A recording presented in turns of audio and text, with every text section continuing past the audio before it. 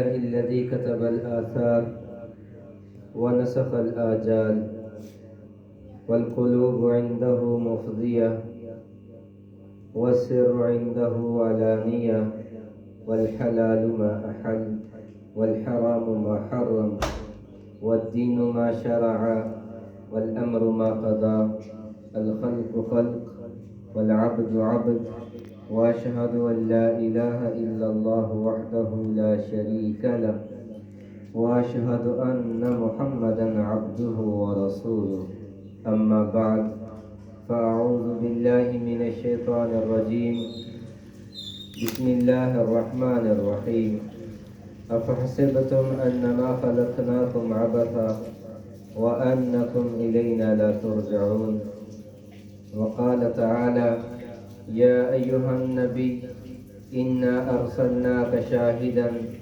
ومبشرا ونذيرا وداعيا إلى الله بإذنه وسراجا منيرا وقال النبي صلى الله تعالى عليه وسلم الكيس من دان نفسه وعمل لما بعد الموت والعاجز من أتبع هواه نفسه وتمنى على الله وقال النبي صلى الله تعالى عليه وسلم بعثت لأتمم مكارم الأخلاق أو كما قال عليه الصلاة والسلام. درود شریف پڑھ لیں. اللهم صل على محمد وعلى آل محمد كما صليت على إبراهيم وعلى آل إبراهيم إنك حميد مجيد.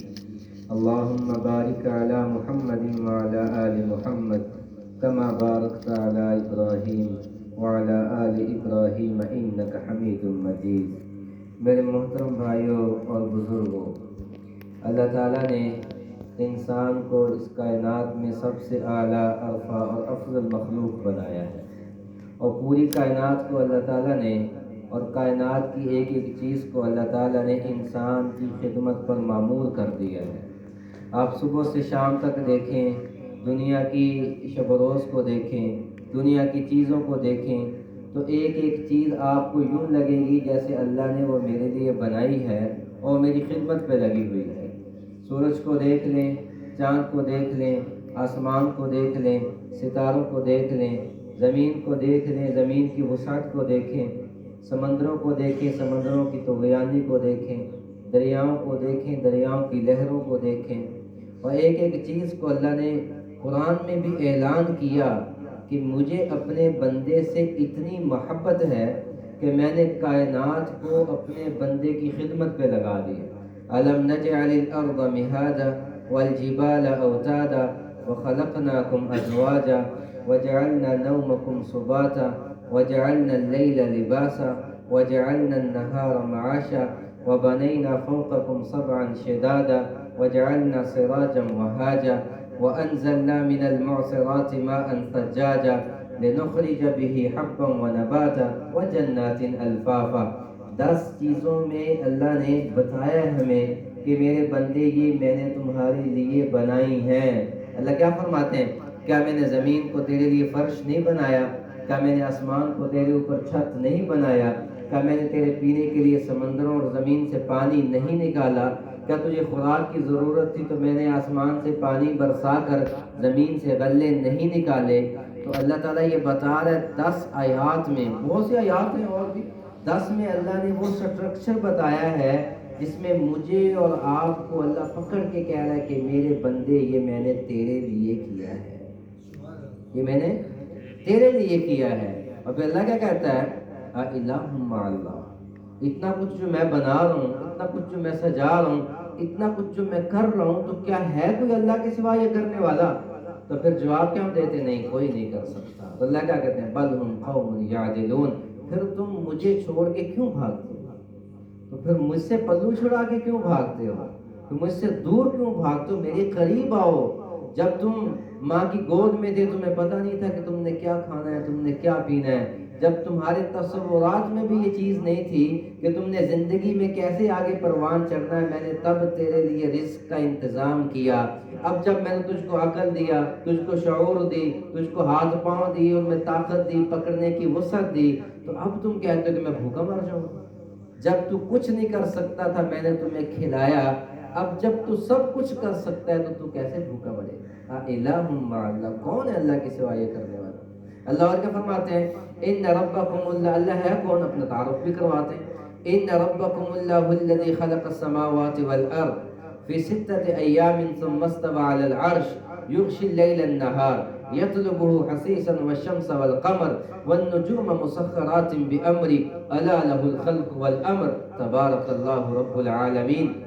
کہ کون ہے جس نے 6 دن کے اندر زمین کو، آسمان کو، ایک ایک چیز کو پیدا کر دیا؟ وہ کون ہے؟ تمہارا رب ہی تو ہے، وہی ہر ایک چیز کا مالک ہے، اور اس جیسا کوئی پیدا کرنے والا کوئی نہیں۔ تو میرے بھائیوں، ہمیں اللہ نے جو زندگی میں وقت دیا، یہ موقع دیا ہے، یہ اس لیے مختصر وقت دیا کہ ہم اللہ کو راضی کر کے چلے جائیں، اللہ کو راضی کر کے چلے جائیں۔ اسی میں ہماری فلاح ہے، اسی میں ہماری کامیابی ہے۔ افحسبتم انما خلقناکم عبث وانکم الینا لا ترجعون۔ اللہ نے کیا فرمایا؟ تم کیا یہ سمجھتے ہو کہ میں دنیا میں کھیلنے کے لیے آیا ہوں؟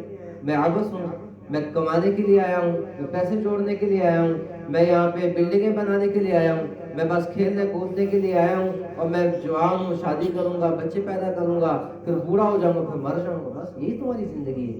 اللہ فرماتے ہیں نہیں نہیں، میں نے تمہیں عبث نہیں بنایا ہے، تم میرا عظیم شاہکار ہو۔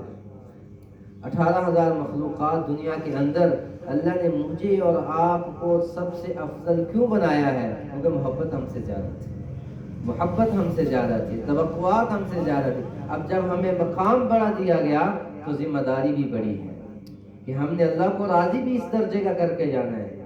ہم دنیا کی، کائنات کی سب سے خوش قسمت امت ہے، خوش قسمت انسان ہیں ہم دنیا کے، کہ ہمیں اس نبی کی سائے کے نیچے جگہ ملی، جس کے لیے تو انبیاء بھی دعائیں کرتے ہیں۔ انبیاء نے بھی دعائیں کی کہ اللہ نبی نہ بنا پھر کیا بناؤں؟ نبی نہ بناؤ، مجھے محمد مصطفیٰ صلی اللہ علیہ وسلم کو امتی بنا دیجیے۔ ہمارے نبی وہ زمین کے بھی نبی، آسمان کے بھی نبی، سمندروں کے بھی نبی، جانوروں کے بھی نبی، ہر ذرے ذرے کے نبی، میرے اور آپ کے نبی عالمی نبی تھے۔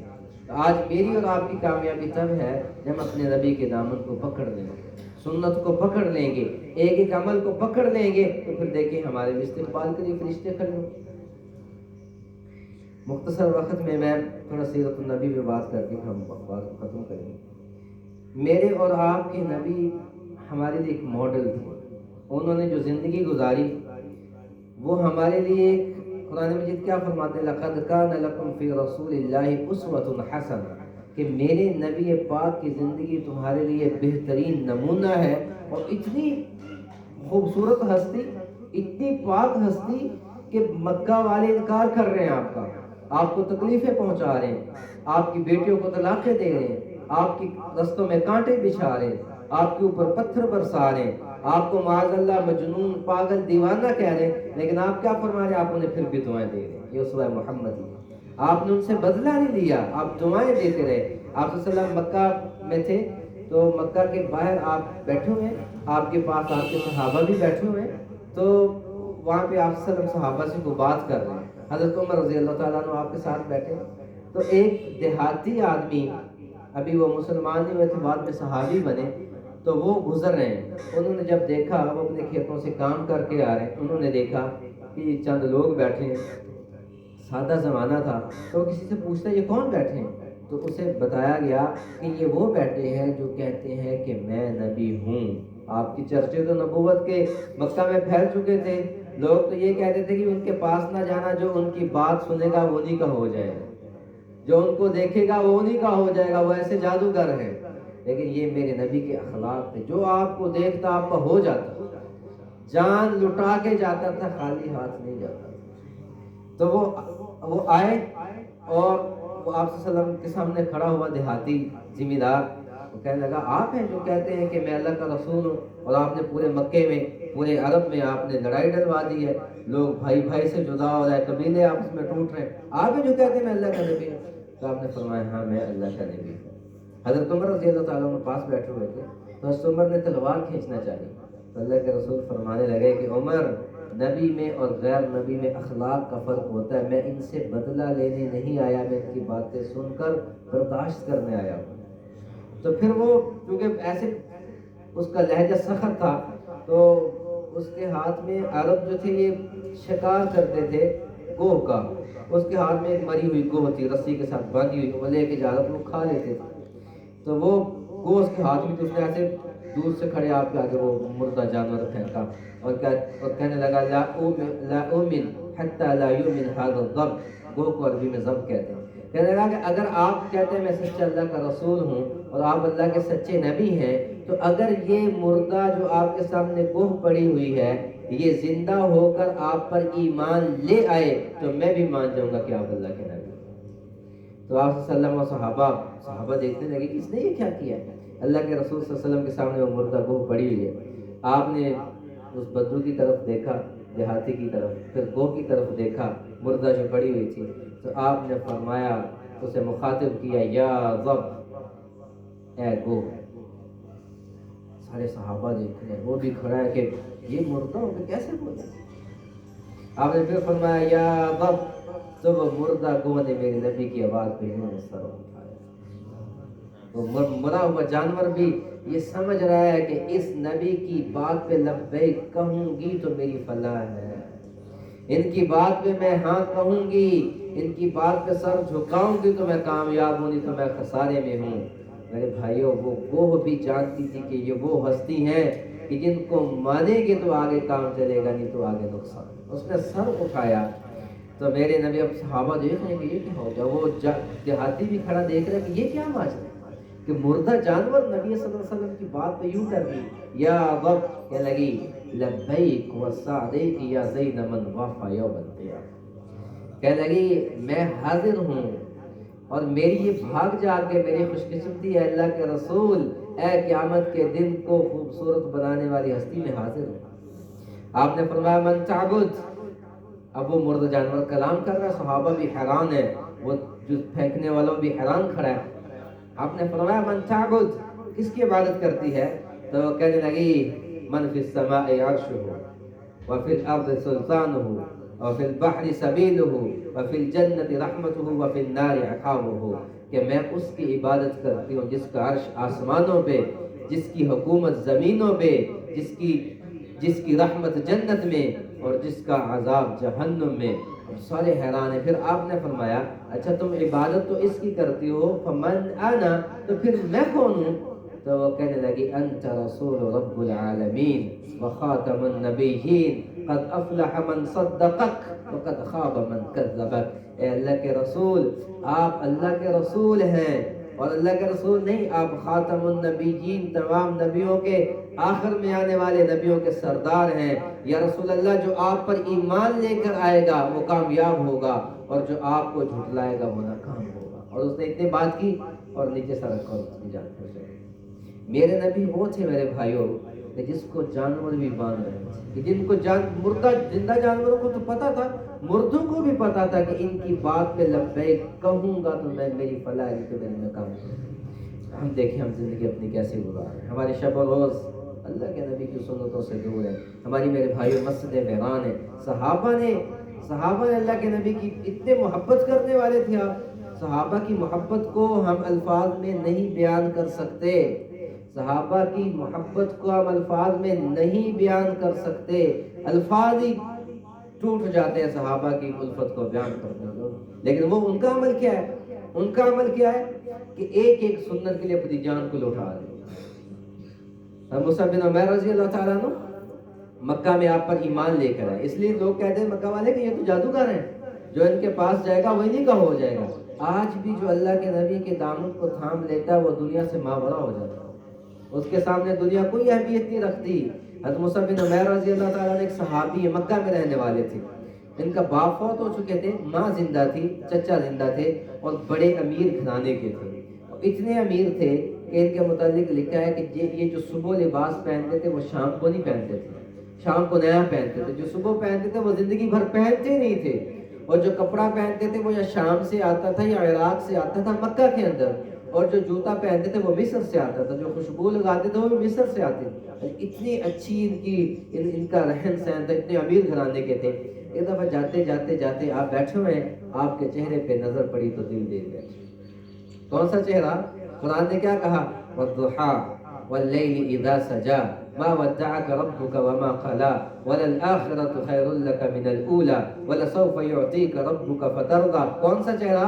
قرآن کیا کہتا ہے؟ ألم نشرح لك صدرك ووضعنا عنك وزرك الذي أنقض ظهرك ورفعنا لك ذكرك. کون سا چہرہ قرآن کیا کہتا ہے؟ یا ایھا النبی انا ارسلناک شاہدا ومبشرا ونذیرا وداعیا الی اللہ باذنہ وسراجا منیرا. قرآن کیا کہتا ہے؟ یاسین والقرآن الحکیم انک لمن المرسلین علی صراط مستقیم تنزیل العزیز الرحیم طه ما انزلنا عليك القرآن لتشقى الا تذکرة لمن یخشى تنزیلا ممن خلق الارض والسماوات العلی الرحمن علی العرش استوى. بہت ایک سیریز ہے قرآن مجید میں آیات کی جس میں میرے اور آپ کے نبی کی حسن کو، تعریف کو، آپ کے دانتوں کو، آپ کی آنکھوں کو، آپ کے کانوں کو، آپ کے بالوں کو، آپ کے سراپا کو بیان کیا گیا ہے. ایسے خوبصورت نبی پہ نگاہ پڑی مصعب بن عمیر کی تو گئے اور جا کر فوراً اسلام قبول کر لیا. کہا میں نے دیکھا کہ یہ چہرہ کسی جھوٹے کا نہیں ہو سکتا. فوراً جا کے اسلام قبول کیا. اسلام قبول کیا تو اسلام کو چھپا لیا، لوگوں کو نہیں بتایا. لوگ بتاتے تو مکہ کے حالات ایسے تھے. میں کہا کرتا ہوں کہ لوگ کہتے ہیں کہ کاش ہم اس دور میں ہوتے تو پتہ نہیں کیا کہہ دیں. لیکن جو ہمارا آج ایمان ہے، اگر ہم اس دور میں ہوتے تو آپ تصور کریں کہ ہم کہاں ہوتے. کہ جو ایمان مجھے اور آپ کو مسجد تک نہیں لے جا رہا، جو ایمان مجھے اور آپ کو مسجد کے مصلی پہ کھڑا نہیں کر رہا، تہجد کے لیے دور کی بات ہے، ظہر عصر مغرب فجر کی نماز کے لیے مسجد میں نہیں لے کر جا رہا، تو وہ ایمان اس وقت تو اتنا تو ایمان منافق کا بھی نہیں ہوتا تھا. تو مصعب بن عمیر رضی اللہ تعالیٰ عنہ کی نظر پڑی میرے نبی کے چہرے پہ تو کہا یہ چہرہ تو کسی چھوٹے کا نہیں ہو سکتا. کہا یا رسول اللہ مجھے کلمہ پڑھائیں. مسلمان ہو گئے اور اپنے اسلام کو چھپا لیا.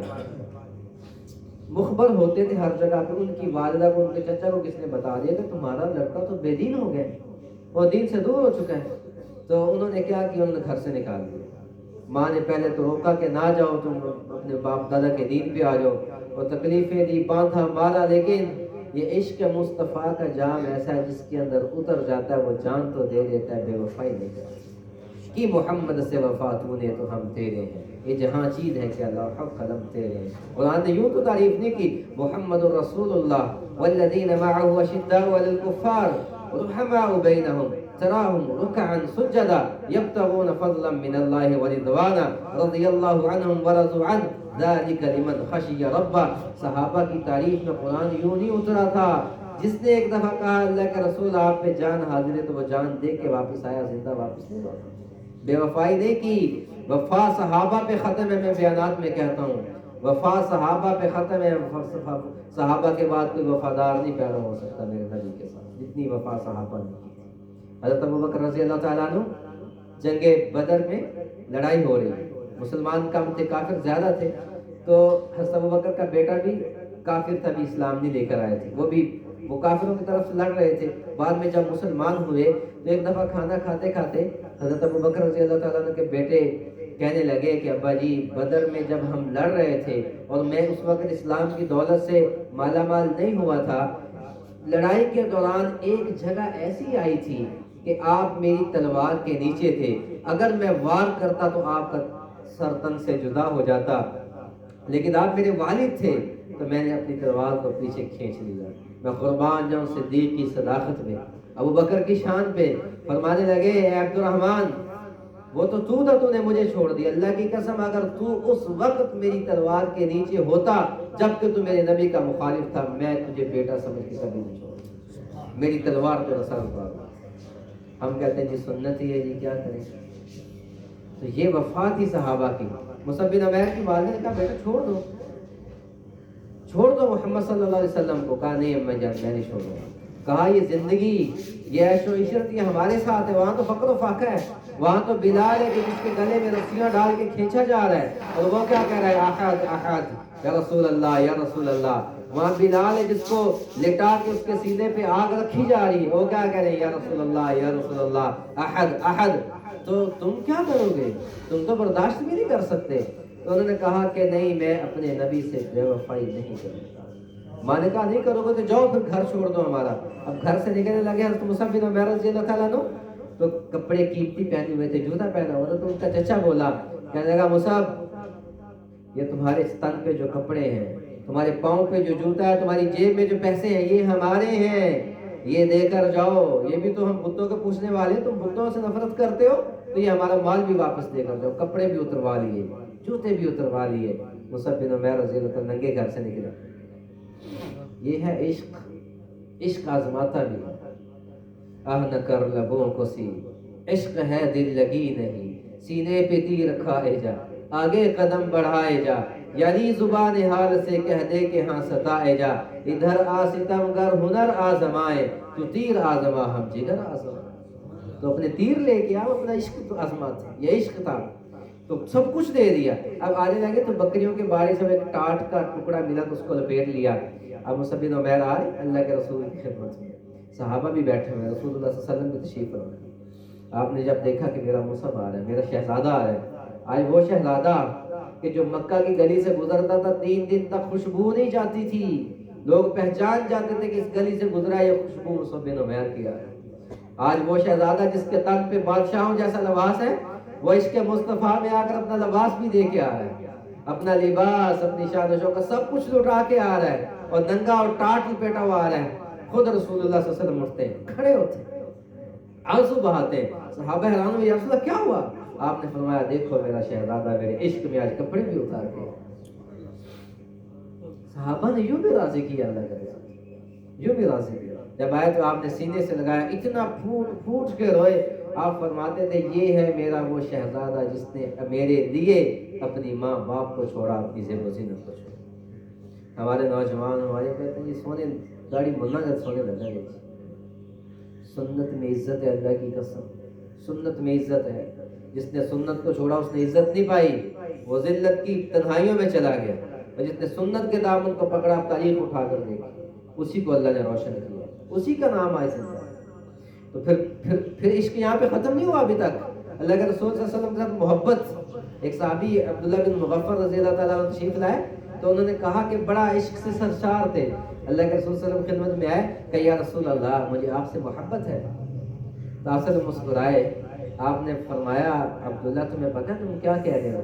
کہ اللہ کے رسول میں یہ کہہ رہا ہوں کہ مجھے آپ سے محبت ہے۔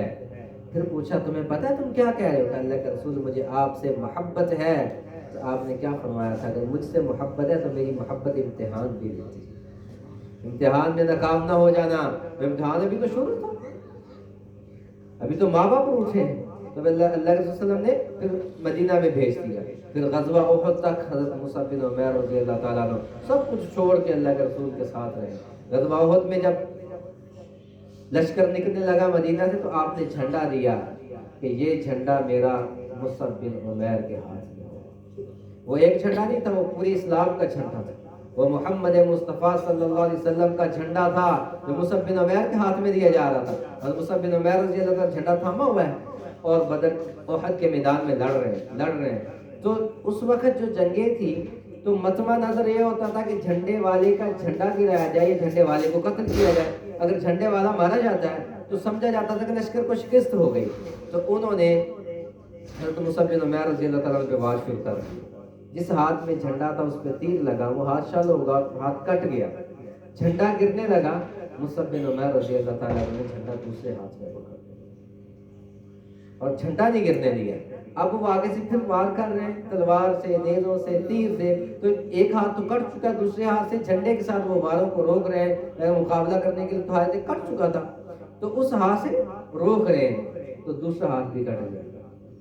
سیرت کی کتابوں میں لکھا ہے کہ حضرت مصعب بن عمیر رضی اللہ تعالیٰ عنہ وہ جو جھنڈا تھا اپنے کٹے ہوئے بازوں کے ساتھ اسی میں سے تھا، اور زبان پر ایک آیت تھی، ما کان محمد ابا احد من رجالکم ولکن رسول اللہ وخاتم النبیین۔ جب گئے تو زبان پہ بھی یہ تلاوت تھی۔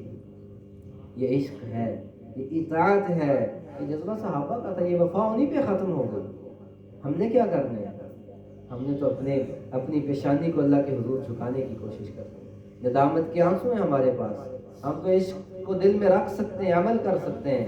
آج ہم سے تو وہ کچھ نہیں مانگا جا رہا کہ تم بھی یہ کرو۔ لشکر مدینہ سے نکل رہا ہے،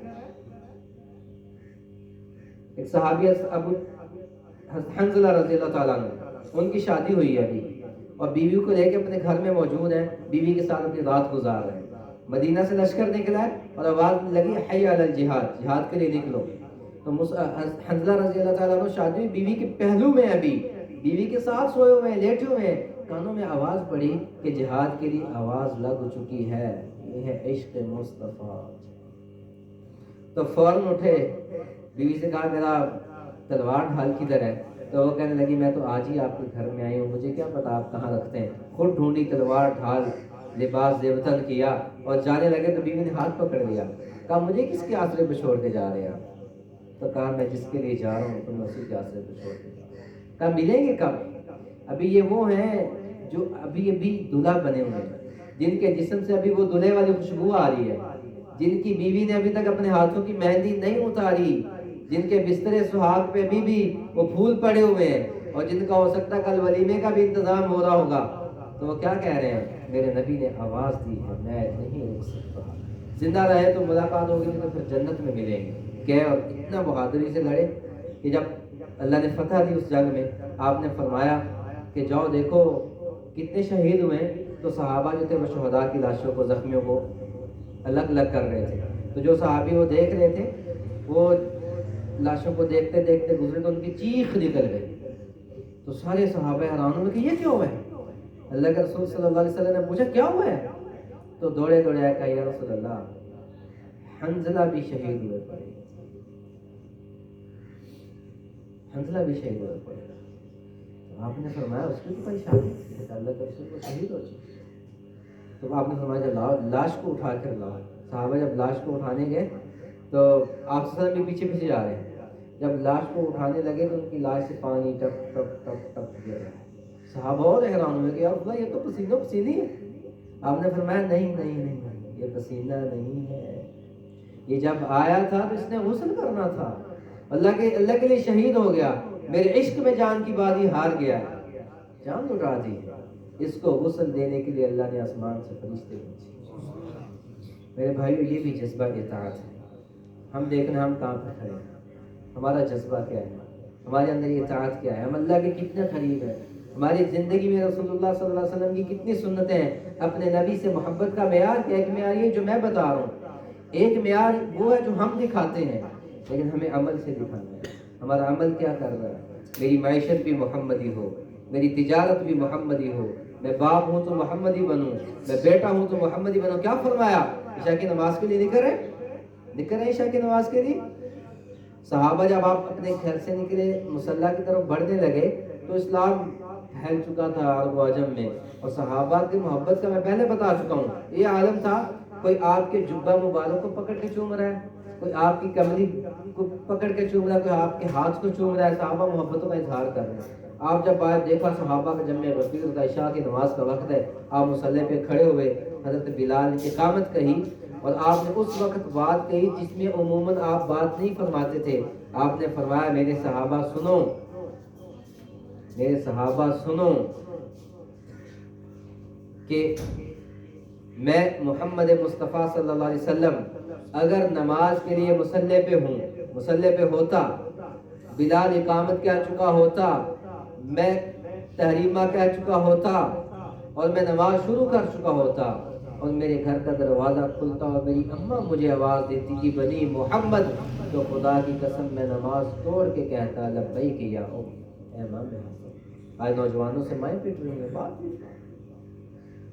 اور یہ بھی بیٹے بنے تو محمدی بنے، بھائی بنے تو محمدی بنے، اخلاق ہوں تو محمدی۔ آخری بات کرتا ہوں، غزوہ احد ہوا، ہمارے معاشرے میں اختلاف رائے ایک ہونا الگ بات ہے، نفرتیں بہت زیادہ۔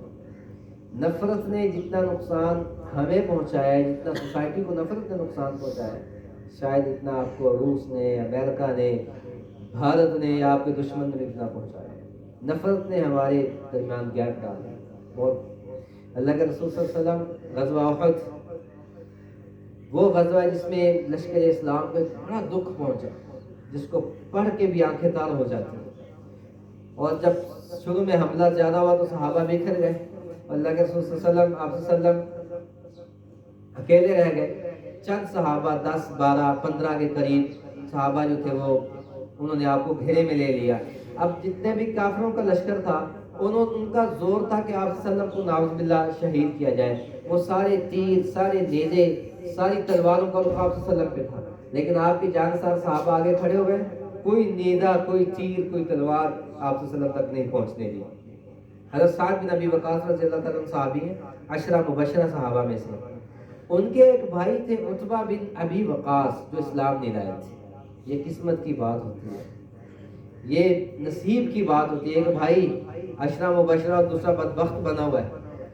تو عتبہ بن ابی وقاص نے دیکھا کہ آپ صلی اللہ علیہ وسلم کے صحابہ اس طرح آپ پہ جان دے رہے ہیں کہ ہم مر کر بھی آپ کو کوئی گزرا نہیں پہنچا سکتا، نہ آپ تک تلوار پہنچے گی، نہ تیر پہنچے گا، نہ نیزہ پہنچے گا. یوں آپ صلی اللہ علیہ وسلم کو صحابہ نے لیا ہوگا یوں. تو وہ بدبخت دور کھڑا تھا، اس نے دور سے پتھر پھینکا، وہ پتھر اوپر سے آیا اور آپ صلی اللہ علیہ وسلم کے سر پر لگا.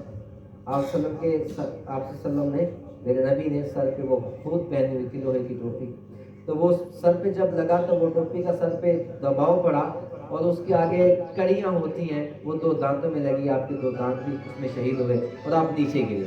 آپ جب نیچے گرے تو پیچھے پتھر تھا جو آپ کی یہاں پہ گردن مبارک پہ لگا، آپ بے ہوش ہو گئے. اس وقت ایسا عالم تھا کہ آسمان کے فرشتے بھی چیخ و پکار کر رہے تھے اور صحابہ بھی رو پڑے کہ یہ کیا ہو گیا اللہ کے رسول سے.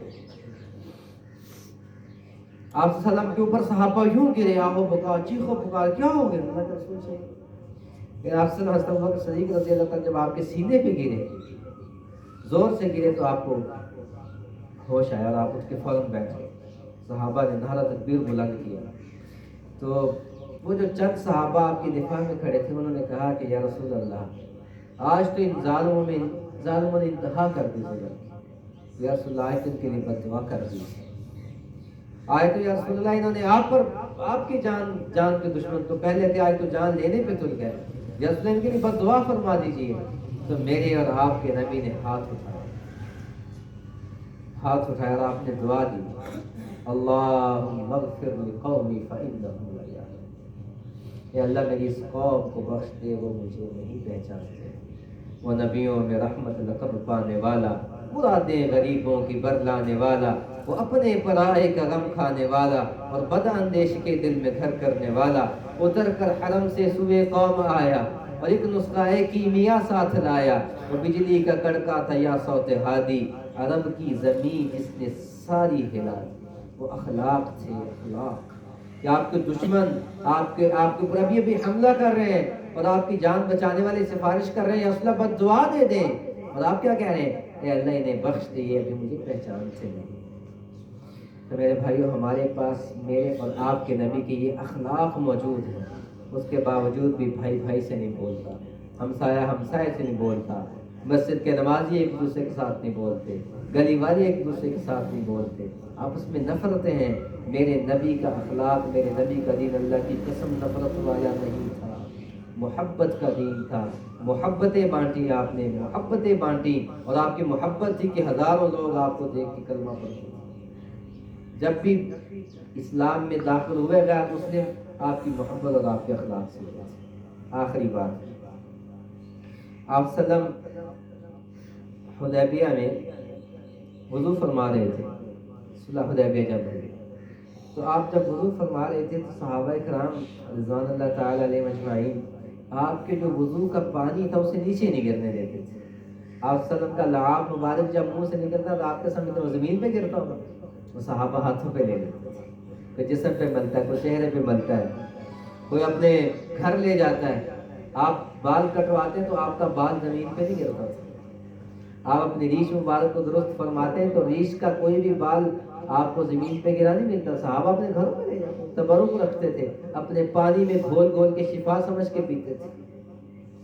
تو حدیبیہ میں آپ وضو فرما رہے اور آپ کے وضو کا پانی لینے کے لیے صحابہ ایک دوسرے پہ گر رہے ہیں اور محبتوں کا اظہار کر رہے ہیں. آپ نے جب یہ محبت کا عالم دیکھا تو آپ نے صحابہ کو اکٹھا کیا اور فرمایا، میں یحملکم علی ھذا، تمہیں یہ سب کچھ کرنے پہ کون سی چیز مجبور کرتی، کیوں کرتے ہو؟ تو سب نے بیک زبان کہا، حبا للہ ولرسولہ، یا رسول اللہ یہ آپ کی اور اللہ کی محبت میں ہم یہ کرتے ہیں کہ آپ کے جسم سے پانی لگے اور وہ نیچے گرے اور اس پہ کسی کا پاؤں آ جائے. یا رسول آپ کی محبت کے لیے کرتے ہیں؟ تو آپ نے فرمایا کہ میں تمہیں حقیقی محبت کا ایک معیار بتاؤں کہ حقیقی محبت کیا ہے؟ وہ محبت تم کر لو تو پھر تمہاری محبت کو اللہ اور اس کا رسول بھی تسلیم کریں گے، وہ تم سے بھی محبت کریں گے اور تم بھی محبوب بن جاؤ گے۔ تو صحابہ نے کہا یا رسول اللہ ارشاد فرمائے۔ تو آپ نے 3 باتیں ارشاد فرمائی۔ آپ نے فرمایا کہ جب بھی بولنا سچ بولنا، اور جب امانت کسی کے ساتھ معاملہ تو اس کے ساتھ خیانت نہ کرنا، اور جب تمہارے پڑوسی کے ساتھ کوئی معاملہ تو پڑوسی کو تکلیف نہ دینا۔ یہ 3 کام تم کر لو تو تم اپنے دعوی محبت میں بھی سچے ہو، تمہاری محبت کو بھی اللہ اور اس کے رسول بھی مانیں گے اور تمہیں بھی اپنا محبوب مانیں گے۔ سچ بولنا، امانت میں خیانت نہ کرنا اور پڑوسی کو تکلیف نہ دینا۔ تو آج کی یہ جو محفل تھی، پروگرام تھا، ان کے کیا نام ہے؟